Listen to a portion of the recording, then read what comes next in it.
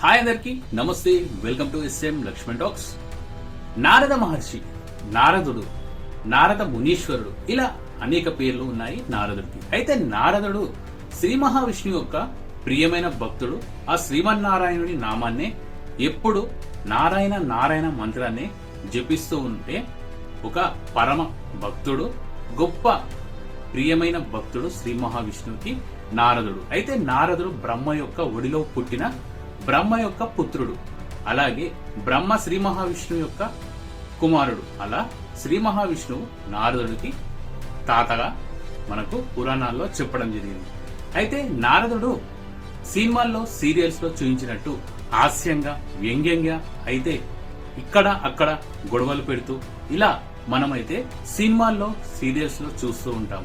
అయితే చాలా మంది కూడా నారదుడు అంటే ఒక హాస్యంగా కమెడియన్ గా, అలాగే అటు ఇటు గొడవలు పెట్టి తగాదాలు పెట్టే, ఒక చిచ్చులు పెట్టే విధంగా, ఒక కామెడీగా హాస్యంగానే నారదుడిని అయితే మనకు మైండ్ లో అలా ఫిక్స్ అయిపోయే విధంగా మనము చూసిన సినిమాల్లో సీరియల్స్ ప్రభావం అయితే మన మైండ్ లో అలా కూర్చుండిపోయింది. అయితే నారదుడి గురించి మన పురాణాల్లో ఇలా ఎక్కడా అసలు లేదు.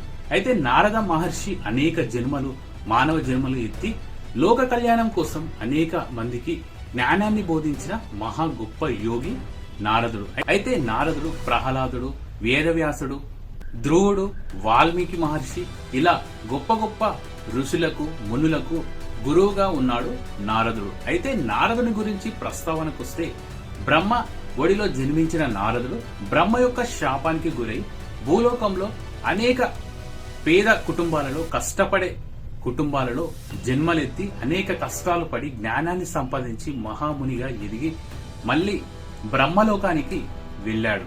అలా ఎంతో మందికి జ్ఞానాన్ని బోధించిన నారదుడు మహర్షి గురించి అనేక విషయాలైతే మన వీడియోలో నేను నెక్స్ట్ వీడియోలో చెప్తూ ఉంటాను.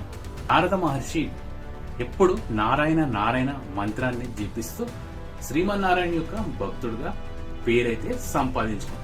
నారదుని గురించి మరిన్ని ఇంట్రెస్ట్ విషయాలైతే నెక్స్ట్ వీడియోలో చెప్తాను. జై శ్రీమన్నారాయణ. ఓం నమో భగవతే వాసుదేవాయ అని కామెంట్ చేసి సబ్స్క్రైబ్ చేయండి.